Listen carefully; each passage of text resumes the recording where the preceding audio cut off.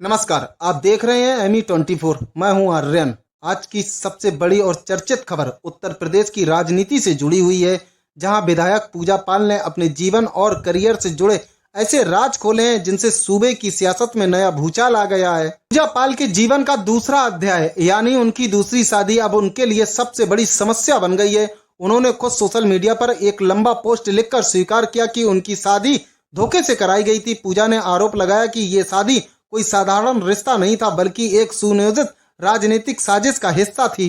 पूजा पाल का दावा है कि इस साजिश के पीछे न सिर्फ उनके नजदीकी रिश्तेदार शामिल थे, बल्कि अतीक अहमद का भी हाथ था। उनका कहना है कि इस पूरे खेल का मकसद उन्हें राजनीति से दूर करना और उनके पहले पति राजू पाल हत्याकांड से अलग थलग कर देना था, यानी शादी के नाम पर उन्हें उलझाकर राजनीतिक तौर पर कमजोर करने की कोशिश की गई। पूजा पाल ने सिर्फ सोशल मीडिया पर ही नहीं बल्कि कानूनी मोर्चे पर भी ये लड़ाई लड़ी। उन्होंने कोर्ट में जाकर अपने दूसरे पति ब्रजेश वर्मा से तलाक अलगाव की अर्जी दाखिल की।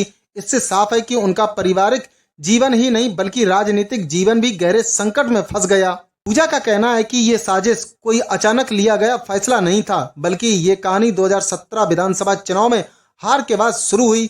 तब उनके ही परिवार के कुछ लोग विधायक का चुनाव लड़ना चाहते थे। उधर अतीक अहमद की भी योजना थी कि पूजा राजनीति से पीछे हट जाए। तय हुआ कि उन्हें दूसरी शादी के झंझट में उलझा दिया जाए ताकि वह न चुनाव लड़ सकें और न ही राजू पाल केस पर आवाज उठा सकें। लेकिन इस खुलासे के बाद जनता भी सवाल उठा रही है। लोग पूछ रहे हैं कि अगर पूजा ने सचमुच तलाक की अर्जी दे दी थी तो फिर 2022 के चुनावी हल्फनामे में उन्होंने पति का नाम ब्रजेश वर्मा क्यों लिखा।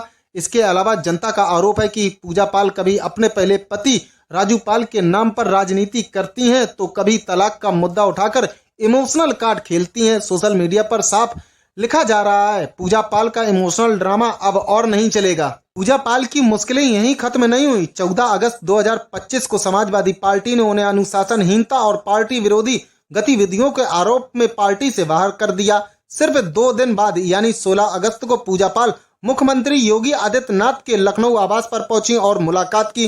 फिर 17 अगस्त को उन्होंने सोशल मीडिया पर अपनी जिंदगी से जुड़े बड़े बड़े खुलासे कर दिए। यानी घटनाओं की ये कड़ी एक सियासी संकेत भी देती है कि पूजा पाल अब बीजेपी की और करीब आ सकती है। विपक्ष अब इस मुद्दे को हाथ से जाने नहीं देना चाहता। उनका कहना है कि पूजा पाल राजनीतिक स्वार्थ के लिए कभी पति राजू पाल के नाम पर सहानुभूति बटोरती हैं और जब बात दूसरी शादी पर आती है तो खुद को पीड़ित साबित करने लगती हैं। विपक्षी दलों का सीधा आरोप है कि पूजा पाल अब बीजेपी से नजदीकियां बढ़ाने के लिए पुराने मुद्दों को ताजा कर रही हैं। पूरे विवाद के बीच अब कई सवाल खड़े हो गए हैं। नंबर 1, जब पूजा पाल ने कोर्ट में तलाक की अर्जी दी थी तो 2022 के हल्फनामे में पति का नाम क्यों लिखा। नंबर 2, क्या यही सही है कि उन्हें राजनीति से दूर करने के लिए शादी का खेल खेला गया। नंबर 3, समाजवादी पार्टी से निकासित होने के बाद क्या उनका अगला ठिकाना बीजेपी होगी। नंबर 4 और सबसे अहम, क्या पूजा पाल अपनी राजनीति को बचाने के लिए अब भावनात्मक सहानुभूति कार्ड खेल रही हैं।